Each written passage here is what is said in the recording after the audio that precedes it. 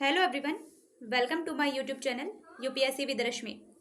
UPPCS 2024 prelims exam के लिए ecology and environment की जो हमारी घटना चक्र सीरीज़ है उसका आज हमारा एपिसोड नंबर 8 है। 7 एपिसोड हम पूरे कंप्लीट कर चुके हैं। अगर आपने वो नहीं देखे हैं तो आप देख सकते हैं। शुरू करते हैं आज का वीडियो। आज हमारा एपिसोड नंबर 8 है जिसमें हम इकोलॉजी एंड एनवायरनमेंट से रिलेटेड क्वेश्चन डिस्कस करेंगे। फर्स्ट क्वेश्चन है हमारा, जैव विविधता के नाश का कारण है। ऑप्शन है ए, जीवों के प्राकृतिक आवास की कमी। ऑप्शन बी, पर्यावरणीय प्रदूषण। ऑप्शन सी, वनों का विनाश। और ऑप्शन डी, उपर्युक्त सभी। हमसे पूछा गया है कि इनमें से कौन सा जैव विविधता यानी कि बायोडायवर्सिटी के विनाश का कारण है। तो इसका सही आंसर ऑप्शन नंबर डी, उपर्युक्त सभी। जीवों के प्राकृतिक आवास में कमी होने से भी जैव विविधता का विनाश होता है। पर्यावरणीय प्रदूषण के कारण भी जैव विविधता का विनाश होता है और वनों का नाश होने से भी जैव विविधता का विनाश होता है। इसलिए हमारा सही आंसर ऑप्शन नंबर डी, उपर्युक्त सभी जैव विविधता के विनाश के लिए उत्तरदायी हैं। और इनमें से भी जो सबसे ज्यादा उत्तरदायी है वो है जीवों के प्राकृतिक आवास में कमी। जब किसी जीव के प्राकृतिक आवास में कमी होती है तो उसका तेजी से विलोपन होना शुरू हो जाता है, क्योंकि वो प्रजाति किसी नए पर्यावरण के साथ इतनी तेजी से अनुकूलन नहीं कर पाती है। इसीलिए जीवों के प्राकृतिक आवास में कमी होने पर सबसे ज्यादा जैव विविधता का विनाश होता है। एक्सप्लेनेशन है इसकी। जैव विविधता के नाश के प्रमुख कारण प्राकृतिक आवासों का ह्रास, प्राकृतिक संसाधनों का अतिदोहन, विदेशी प्रजातियों का आक्रमण, वन क्षेत्र या फिर वनों की सघनता कम होना, औद्योगिकरण और अवैज्ञानिक तरीके से खनन के साथ अवैध शिकार और तस्करी भी जैव विविधता के विनाश के लिए उत्तरदायी है। Next question.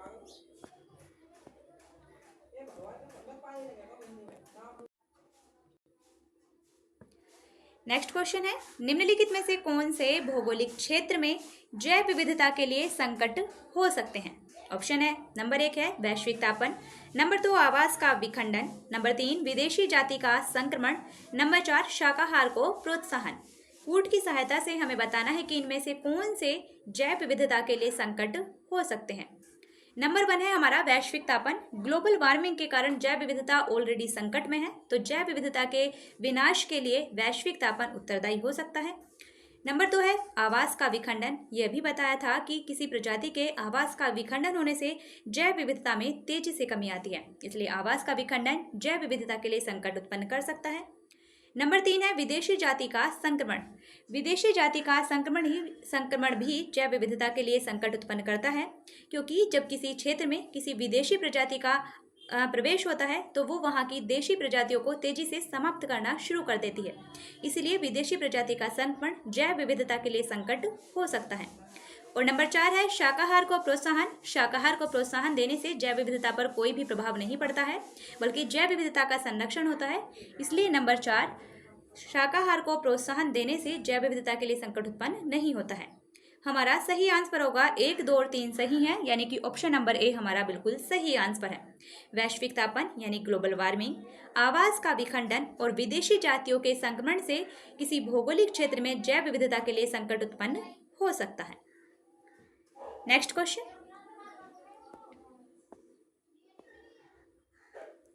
नेक्स्ट क्वेश्चन है, इनमें से कौन सा जैव विविधता के लिए सबसे बड़ा खतरा है। ऑप्शन है ए, भंगुर पारितंत्र जैसे मैंग्रोव और नमभूमि।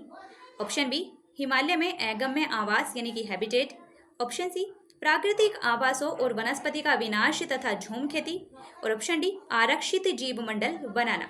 तो इनमें से जैव विविधता के लिए जो सबसे बड़ा खतरा है वो है प्राकृतिक आवासों और वनस्पति का विनाश और झूम खेती, यानी कि ऑप्शन नंबर सी हमारा बिल्कुल सही आंसर है। प्राकृतिक आवास और वनस्पति का विनाश तथा झूम खेती से जैव विविधता को खतरा उत्पन्न हो सकता है। एक्सप्लेनेशन है इसकी। जलवायु परिवर्तन, औद्योगिक विकास और प्राकृतिक आवासों में कमी के चलते जैव विविधता के समक्ष सबसे बड़ा खतरा उत्पन्न हो गया है। देश के पूर्वी और उत्तर पूर्वी हिस्सों में झूम खेती प्रचलित है, जो कि खेती का अवैज्ञानिक तरीका है। झूम खेती के फलस्वरूप क्या किया जाता है, झूम खेती के अंतर्गत बड़े पैमाने पर बड़े क्षेत्र में वनों की कटाई की जाती है, जिससे भूमि की उर्वरा शक्ति कम हो जाती है।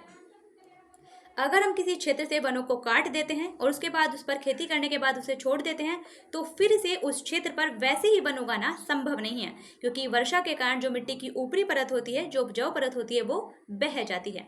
इसलिए अगर किसी वन का बड़े पैमाने पर विनाश हुआ है तो वहां पर फिर से वैसे ही वनों को उगा पाना संभव नहीं है। नेक्स्ट क्वेश्चन है, यद्यपि भारत की जनसंख्या तीव्र गति से बढ़ रही है किंतु पक्षियों की संख्या तेजी से घट रही है। यानी यह बताया गया है कि भारत की जनसंख्या तो तीव्र गति से बढ़ती जा रही है लेकिन पक्षियों की जो संख्या है वो घटती जा रही है। उसका रीजन क्या है? 4 कथन दिए गए हैं, हमें बताना है कि कौन से उसके रीजन है। नंबर 1 है, शिकारियों की संख्या में असाधारण वृद्धि हुई है। तो ऐसा कुछ भी नहीं है कि जनसंख्या के बढ़ने से शिकारियों की संख्या में वृद्धि हुई है, तो कथन 1 तो हमारा इसका रीजन नहीं है। और जब कथन 1 हमारा रीजन नहीं है तो ऑप्शन ए और ऑप्शन डी हमारा आंसर नहीं हो सकता। ऐसे भी आप एलिमिनेट करते चलिए ताकि आपको आसानी हो आंसर निकालने में। नंबर 2 है, जैविक कीटनाशक तथा जैविक उर्वरक का बड़े पैमाने पर उपयोग हो रहा है, इसके कारण जैव विविधता पर प्रभाव पड़ता है लेकिन पक्षियों की संख्या इसके कारण घट रही है, ये इसका आंसर नहीं हो सकता। इसलिए नंबर 2 भी हमारा आंसर नहीं हो सकता। और जब नंबर 2 भी हमारा आंसर नहीं है तो हमें अपना आंसर मिल चुका है, ऑप्शन नंबर सी हमारा बिल्कुल सही आंसर होगा। पक्षियों की संख्या में तेजी से कमी आ रही है, उसका रीजन है कि पक्षियों के वास स्थान पर यानी पक्षियों के आवास स्थान पर बड़े पैमाने पर कटौती हुई है। और नंबर 4 है, कीटनाशक, रासायनिक उर्वरक और मच्छर भगाने वाली दवाओं का बड़े पैमाने पर उपयोग हो रहा है जो कि पक्षियों के लिए हानिकारक है। इन दोनों ही रीजनों से पक्षियों की संख्या तेजी से घटती जा रही है। इसलिए हमारा सही आंसर है 3 और 4 बिल्कुल सही है, यानी कि ऑप्शन नंबर सी हमारा बिल्कुल सही आंसर है।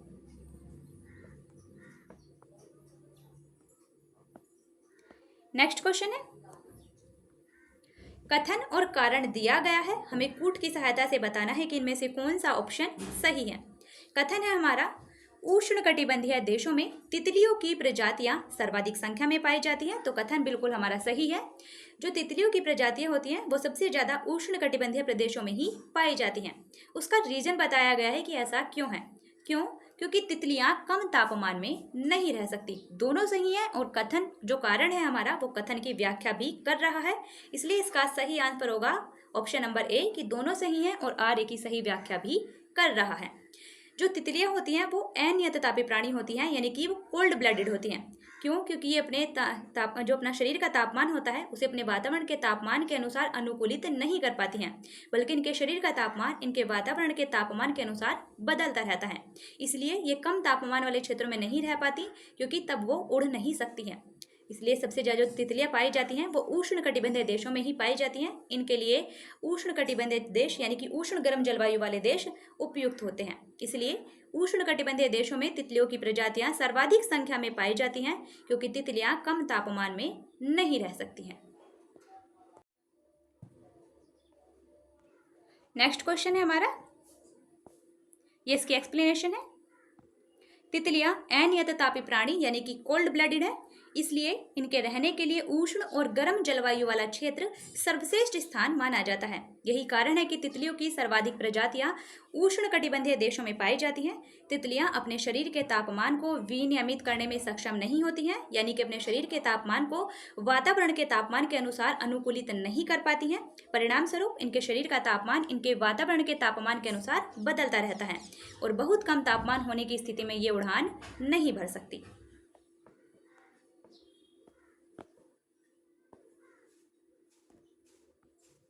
नेक्स्ट क्वेश्चन है, जैव विविधता को अधिकतम संकट है। ऑप्शन है ए, प्राकृतिक निवास एवं वनस्पतियों के विनाश से।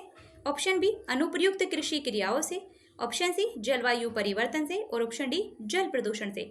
वैसे तो जैव विविधता को इन सभी से संकट है, लेकिन इनमें से जो सबसे ज्यादा संकट है जैव विविधता को वो है प्राकृतिक निवास और वनस्पतियों के विनाश से, यानी कि ऑप्शन नंबर ए हमारा सही आंसर है। क्योंकि प्राकृतिक आवास में कमी आने से जैव विविधता तेजी से समाप्त होती जाती है। जीव जंतु अपने नए वातावरण के अनुसार इतनी शीघ्रता से अनुकूलन नहीं कर पाते।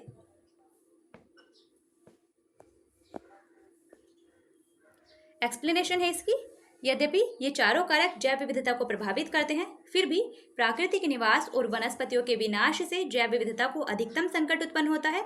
अनेक वैज्ञानिक अध्ययन भी इस बात की पुष्टि करते हैं कि प्राकृतिक निवास और वनस्पतियों के विनाश से बड़ी मात्रा में जैव विविधता का ह्रास होता है। क्यों? क्योंकि इस स्थिति में जीव जंतुओं और वनस्पतियों को अनुकूलन का भी अवसर नहीं मिलता, जबकि अन्य परिस्थितियों में अनुकूलन के कारण जैव विविधता का ह्रास कम हो जाता है।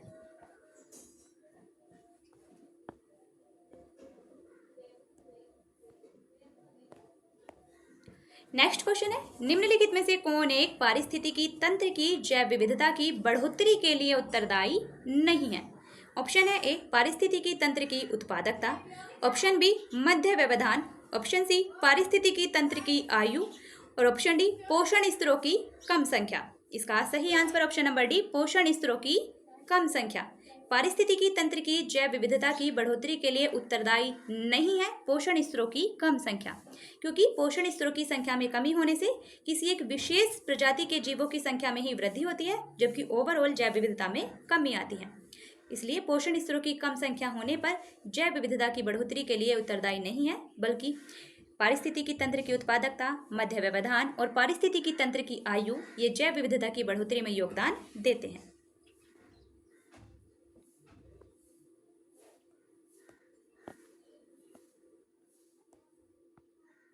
नेक्स्ट क्वेश्चन है, निम्नलिखित में से कौन सी जैव विविधता के संरक्षण के लिए महत्वपूर्ण रणनीति है? ऑप्शन है ए जैवमंडल रिजर्व, ऑप्शन बी वनस्पतिक उद्यान, ऑप्शन सी राष्ट्रीय पार्क और ऑप्शन डी जंगली जंतु अभ्यारण्य। इसका सही आंसर ऑप्शन नंबर ए जैवमंडल रिजर्व यानी कि बायोस्फीयर रिजर्व। बेसिकली जैव विविधता के संरक्षण की दो विधियां होती हैं, एक होती है इन सिटू कंजर्वेशन, एक होती है एक्स सिटू कंजर्वेशन, यानी एक स्वस्थानीय संरक्षण, दूसरी बाह्य स्थानीय संरक्षण। जो स्वस्थानीय संरक्षण होता है उसका मतलब होता है कि किसी जीव जंतु का, किसी प्रजाति का उसके प्राकृतिक आवास में ही संरक्षण करना, उसे कहते हैं इन सिटू कंजर्वेशन यानी कि स्वस्थानीय संरक्षण। किसी प्रजाति का उसके अपने ही स्थान पर उसका संरक्षण करना वो कहलाता है इन सिटू कंजर्वेशन, जबकि किसी प्रजाति को उसके प्राकृतिक आवास से निकालकर किसी दूसरे स्थान पर संरक्षित करना वो कहलाता है एक्स सिटू कंजर्वेशन यानी कि बाह्य स्थानीय संरक्षण, किसी दूसरे स्थान पर संरक्षण करना। तो जो जैवमंडल रिजर्व है वो जैव विविधता के संरक्षण के लिए महत्वपूर्ण रणनीति है। इसके अंतर्गत कई पारिस्थितिकी तंत्रों को शामिल किया जाता है और ये इन सिटू कंजर्वेशन का एक एग्जाम्पल है।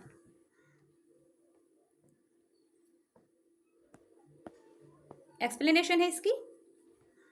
जैव विविधता के संरक्षण के लिए महत्वपूर्ण रणनीति जैवमंडल रिजर्व है। जैवमंडल रिजर्व की स्थापना का उद्देश्य प्राकृतिक और अर्ध प्राकृतिक भूमि पर स्वस्थानीय यानी कि इन सिटू जैव विविधता का संरक्षण करना है और जैव विविधता के संरक्षण के लिए इन सिटू और एक्स सिटू तकनीकें अपनाई जाती हैं।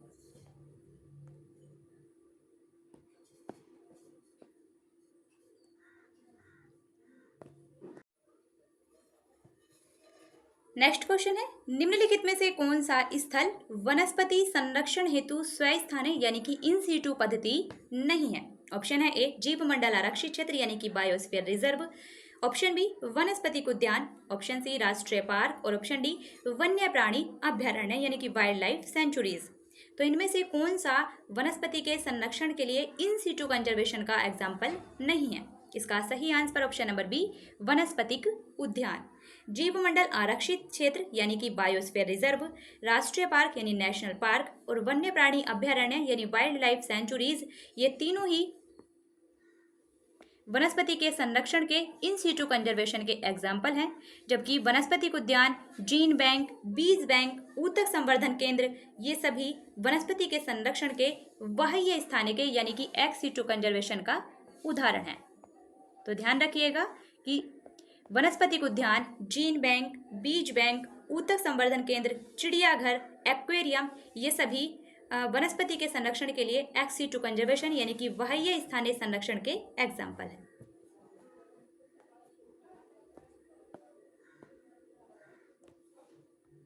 नेक्स्ट क्वेश्चन है, राष्ट्रीय उद्यानों में आनुवंशिक विविधता का रखरखाव किया जाता है, यानी जो नेशनल पार्क हैं उनमें आनुवंशिक विविधता का रखरखाव किस तकनीक से किया जाता है? ऑप्शन है ए इन सिटू कंजर्वेशन के द्वारा, ऑप्शन बी एक्स सिटू संरक्षण के द्वारा, ऑप्शन सी जीन पूल के द्वारा और ऑप्शन डी उपरोक्त में से कोई नहीं। तो इसका सही answer option number A, in situ conservation के द्वारा यानी कि स्वस्थानीय संरक्षण के द्वारा राष्ट्रीय उद्यानों में आनुवंशिक विविधता का रखरखाव किया जाता है, क्योंकि नेशनल पार्क में जो प्राकृतिक प्रजातियां होती हैं उन्हें उनके प्राकृतिक आवास में ही संरक्षित किया जाता है। एक्सप्लेनेशन है इसकी, राष्ट्रीय उद्यानों और वन्य अभ्यारण्यों में इन सीटू संरक्षण यानी कि इन सीटू कंजर्वेशन के द्वारा आनुवंशिक विविधता का रखरखाव किया जाता है। जब किसी वनस्पति या जीवों का संरक्षण उनके मूल प्राकृतिक आवास क्षेत्र में ही किया जाता है तो उसे कहा जाता है इन सीटू कंजर्वेशन, और जब उन्हें कहीं दूसरे स्थान पर संरक्षित किया जाता है तो उसे कहा जाता है एक्स सीटू कंजर्वेशन।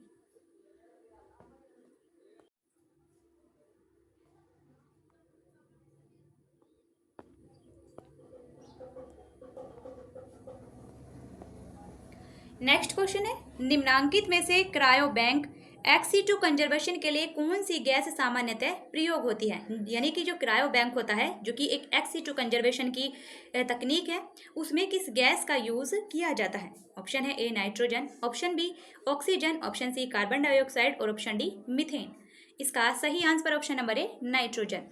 जो क्रायो बैंक है एक्स-सीटू कंजर्वेशन की एक तकनीक है, उसमें सामान्य रूप से नाइट्रोजन गैस का उपयोग किया जाता है और द्रव नाइट्रोजन का उपयोग किया जाता है, क्योंकि -170 डिग्री सेल्सियस टेम्परेचर पर नाइट्रोजन को द्रव नाइट्रोजन में प्राप्त किया जा सकता है।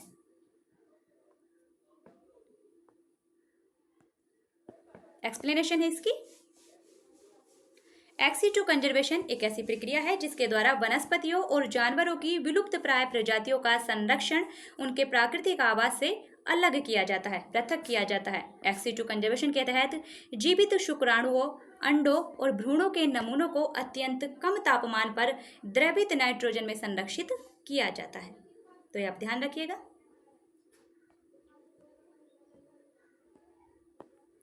नेक्स्ट क्वेश्चन है, जैव विविधता के साथ साथ मनुष्य के परंपरागत जीवन के संरक्षण के लिए सबसे महत्वपूर्ण रणनीति निम्नलिखित में से किस एक की स्थापना करने में निहित है? ऑप्शन है ए जीव मंडल निचय यानी कि जीव मंडल रिजर्व,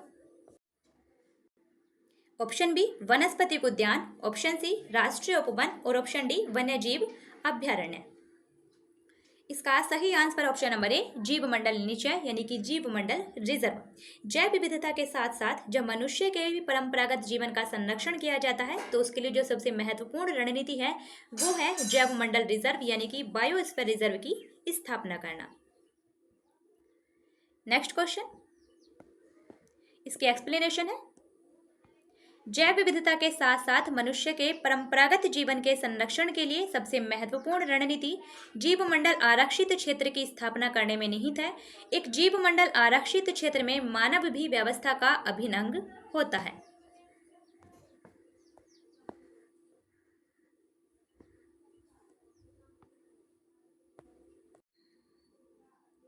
नेक्स्ट क्वेश्चन है, जीव मंडल आरक्षित परिरक्षण क्षेत्र है। ऑप्शन है ए घास स्थल के, ऑप्शन बी कृषि उत्पादन के, ऑप्शन सी वायुमंडलीय संतुलन के और ऑप्शन डी आनुवंशिक विभिन्नता के। इसका सही आंसर ऑप्शन नंबर डी आनुवंशिक विभिन्नता के। जो जीव मंडल आरक्षित परिरक्षण क्षेत्र हैं वो क्षेत्र हैं आनुवंशिक विविधता के, यानी इनमें आनुवंशिक विभिन्नता का संरक्षण किया जाता है।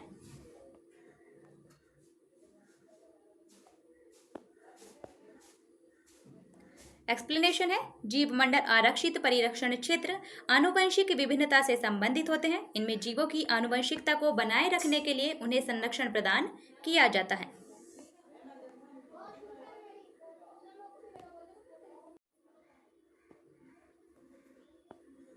नेक्स्ट क्वेश्चन है हमारा, निम्न में से कौन एक प्रवाल विरंजन का सबसे अधिक प्रभावी कारक है? ऑप्शन है ए सागरीय प्रदूषण, ऑप्शन बी सागरों की लवणता में वृद्धि, ऑप्शन सी सागरीय जल के सामान्य तापमान में वृद्धि, ऑप्शन डी रोगों एवं महामारियों का फैलना। इसका सही आंसर ऑप्शन नंबर सी सागरीय जल के सामान्य तापमान में वृद्धि प्रवाल विरंजन का सबसे प्रभावी कारक है। जब सागर के जल के तापमान में वृद्धि हो जाती है तो उसके कारण सहजीवी शैवाल का मोचन और प्रवालों की मृत्यु दोनों ही प्रक्रियाएं घटित होती हैं। तो प्रवाल विरंजन का सबसे अधिक प्रभावी कारक है सागरीय जल के सामान्य तापमान में वृद्धि, और ये होता है ग्लोबल वार्मिंग के कारण।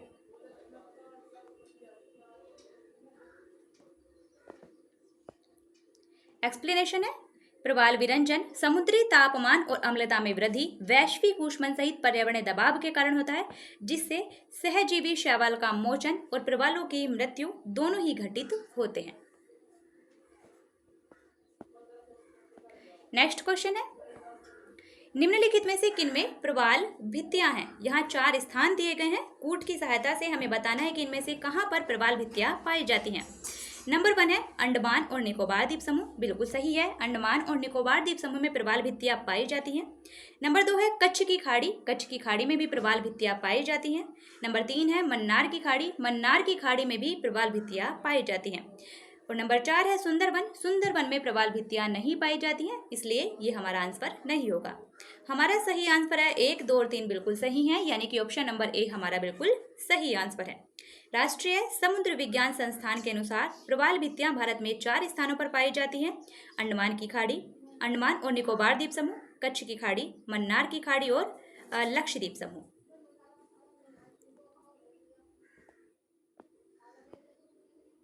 ये एक्सप्लेनेशन है, भारतीय समुद्र विज्ञान संस्थान के अनुसार भारत में प्रवाल भित्ति वाले 4 प्रमुख क्षेत्र हैं, अंडमान और निकोबार द्वीप समूह, कच्छ की खाड़ी, मन्नार की खाड़ी और लक्षद्वीप। ये तो आपको ध्यान भी रह सकते हैं कि अंडमान निकोबार द्वीप समूह, लक्षद्वीप समूह और उसके पास ये मन्नार की खाड़ी, लेकिन कच्छ की खाड़ी और खंबात की खाड़ी में आप कंफ्यूज हो सकते हैं, तो ये ध्यान रखिएगा कि कच्छ की खाड़ी में प्रवाल भित्तियां पाई जाती हैं, खंबात की खाड़ी में नहीं।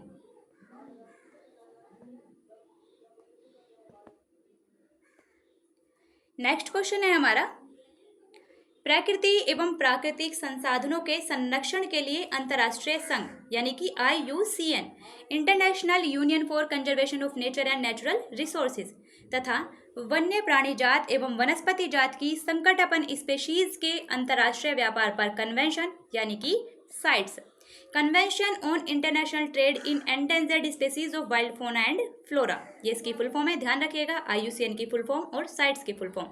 इसके संदर्भ में 3 कथन दिए गए हैं, हमें बताना है कि इनमें से कौन से कथन सही हैं।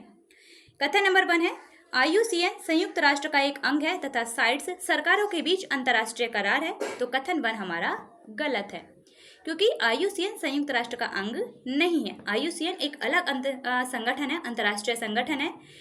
साइट्स सरकारों के बीच एक अंतर्राष्ट्रीय करार है, ये बिल्कुल सही है, साइट्स सरकारों के बीच में अंतर्राष्ट्रीय करार है, लेकिन IUCN एक अंतर्राष्ट्रीय संगठन है, वो संयुक्त राष्ट्र का अंग नहीं है, इसलिए कथन 1 हमारा गलत है। जब कथन 1 हमारा गलत है तो ऑप्शन ए, ऑप्शन सी और ऑप्शन डी हमारा आंसर नहीं हो सकता है। हमें अपना आंसर मिल चुका है कि ऑप्शन नंबर बी हमारा बिल्कुल सही आंसर है। फिर भी देखते हैं। नंबर 2 है, IUCN प्राकृतिक पर्यावरण के बेहतर प्रबंधन के लिए विश्व भर में हजारों क्षेत्र परियोजनाएं चलाता है, तो कथन 2 हमारा बिल्कुल सही है। IUCN प्राकृतिक पर्यावरण के बेहतर प्रबंधन के लिए, प्राकृतिक संसाधनों के संरक्षण के लिए विश्व भर में हजारों परियोजनाएं चलाता है।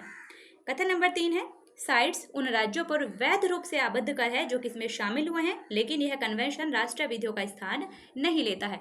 कथन 3 भी हमारा बिल्कुल सही है, जो देश साइट्स में शामिल हुए हैं उन पर यह वैध रूप से आबद्ध कर है, यह बाध्यकारी है, लेकिन ये कन्वेंशन किसी भी राष्ट्रीय विधि का स्थान नहीं लेता है।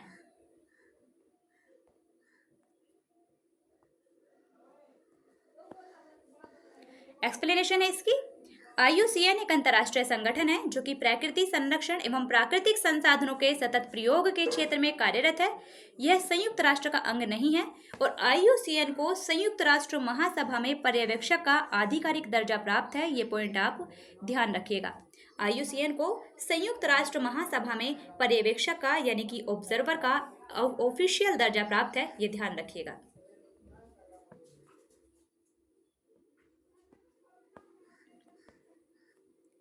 नेक्स्ट क्वेश्चन है, प्रकृति एवं प्राकृतिक संसाधन अंतर्राष्ट्रीय संरक्षण संघ यानी कि IUCN international union for conservation of nature and natural resources द्वारा प्रकाशित रेड डाटा बुक्स में निम्नलिखित सूचियां सम्मिलित की जाती हैं।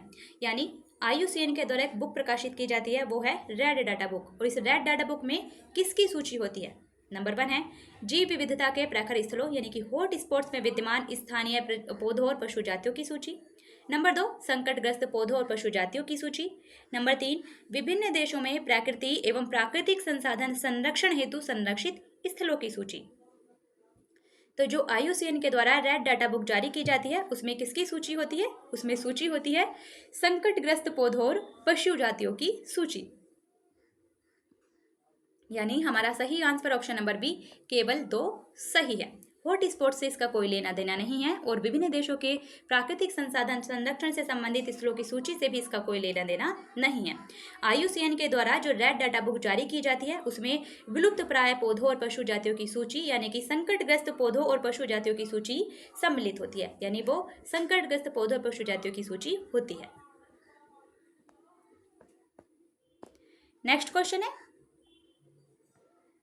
रेड डाटा बुक का प्रकाशन किसके द्वारा किया जाता है? ये UPPCS में क्वेश्चन पूछा जा चुका है। ऑप्शन है A USEPA, option B IUCN, option C WWF और ऑप्शन डी IGBP। तो इसका सही answer option number B IUCN यानी international union for conservation of nature and natural resources.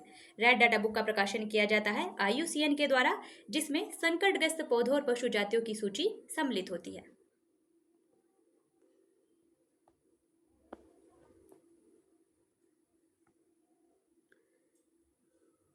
Explanation है इसकी, रेड डाटा बुक का प्रकाशन IUCN के द्वारा यानी international union for conservation of nature के द्वारा किया जाता है और इसकी स्थापना की गई थी IUCN के 1964 में। ये आपको ध्यान रखना है। इसके तहत उन प्रजातियों को रखा जाता है जिन पर विलुप्त होने का खतरा मंडरा रहा हो।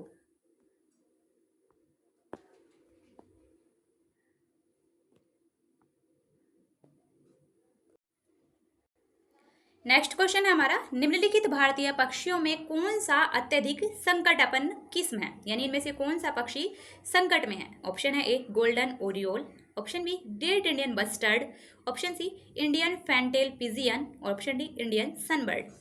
इसका सही answer option number B great Indian bustard यानी महान भारतीय सारंग, जिसे स्थानीय रूप से सोन चिड़ैया भी कहा जाता है, वो भारतीय पक्षी अत्यधिक संकटापन्न स्थिति में है, इसलिए इसका सही answer option number B.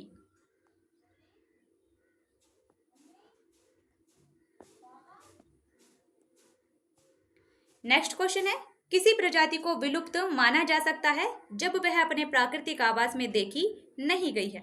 Option है ए 15 वर्ष से, ऑप्शन बी 25 वर्ष से, ऑप्शन सी 40 वर्ष से और ऑप्शन डी 50 वर्ष से। इसका सही आंसर ऑप्शन नंबर डी 50 वर्ष से। IUCN के अनुसार यदि किसी प्रजाति को उसके प्राकृतिक आवास में 50 वर्षों से नहीं देखा गया है तो उस प्रजाति को विलुप्त घोषित किया जा सकता है, इसलिए इसका सही आंसर ऑप्शन नंबर डी कि 50 वर्ष से अगर किसी प्रजाति को अपने प्राकृतिक आवास में नहीं देखा गया है तो उसे विलुप्त माना जा सकता है।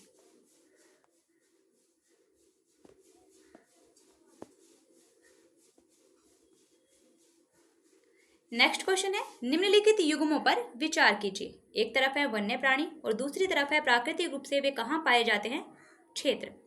तो बताना है हमें इनमें से कौन से सही सुमेलित है। नंबर 1 है नीले मीन पक्ष वाली महाशीर, कावेरी नदी में पाई जाती है, बिल्कुल सही सुमेलित है। कावेरी नदी में 2 प्रकार की महाशीर मछली पाई जाती है, एक होती है नीले मीन पंख वाली, एक होती है नारंगी पंख वाली। तो बिल्कुल सही है हमारा 1 बिल्कुल सही सुमेलित है कि नीले मीन पक्ष वाली महाशीर यानी नीले पंखों वाली महाशीर मछली कावेरी नदी में पाई जाती है और महाशीर एक मछली की प्रजाति है। नंबर 2 है इरावदी डॉल्फिन चंबल नदी, तो ये हमारा गलत सुमेलित है क्योंकि इरावदी डॉल्फिन एक समुद्री डॉल्फिन है जो कि भारत के पूर्वी घाट बंगाल की खाड़ी के आसपास वाले इलाके में और दक्षिण पूर्वी एशिया के समुद्र तट वाले देशों के आसपास पाई जाती है। तो इरावदी डॉल्फिन एक समुद्री डॉल्फिन है जो कि बंगाल की खाड़ी में पाई जाती है, ना कि चंबल नदी में। नंबर 3 है मोरचाब यानी रस्टी चित्तीदार बिल्ली, ये बिल्ली इधर है। मोरचाब रस्टी चित्तीदार बिल्ली पूर्वी घाट में पाई जाती है, बिल्कुल सही सुमेलित है। ये मोरचाब यानी रस्टी चित्तीदार बिल्ली भारत के कई क्षेत्रों में पाई जाती है, ये पूर्वी घाट में भी पाई जाती है। हमारा सही आंसर है 1 और 3 बिल्कुल सही सुमेलित है, यानी ऑप्शन नंबर सी हमारा सही आंसर है। एक्सप्लेनेशन है इसकी,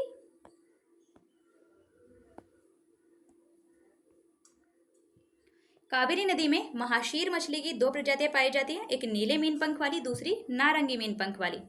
मोरचाब चित्तीदार बिल्ली भारत के अधिकांश भागों में और श्रीलंका में प्राकृतिक रूप से पाई जाती है और इसे IUCN की रेड लिस्ट में शामिल किया गया है। जो मोरचाब चित्तीदार बिल्ली है उसे IUCN की रेड लिस्ट में संकटग्रस्त सूची में शामिल किया गया है, ये ध्यान रखिएगा।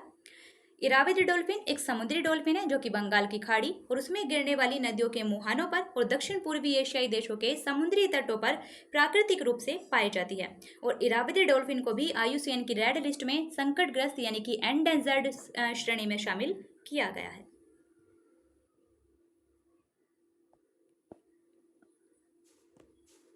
नेक्स्ट क्वेश्चन है, भारत में गिद्धों की तेजी से घटती जनसंख्या का मुख्य कारण क्या है? क्योंकि गिद्ध पहले भारत में आमतौर पर देखे जा सकते थे ग्रामीण क्षेत्रों में, लेकिन वर्तमान में इनकी संख्या घटती जा रही है।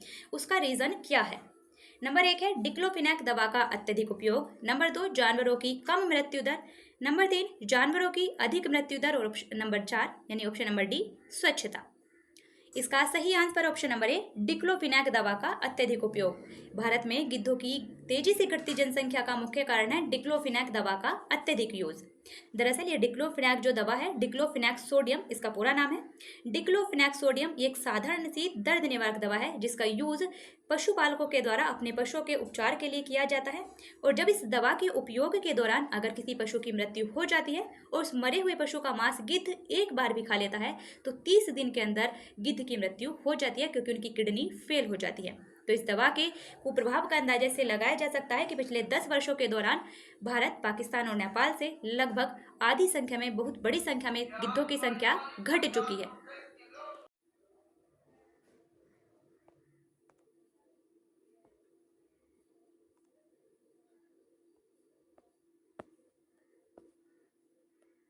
नेक्स्ट है, मॉरिशस में एक वृक्ष प्रजाति प्रजनन में असफल रही। ऑप्शन है ए फाख्ता, option B dodo, option C condor और ऑप्शन डी स्क्वा।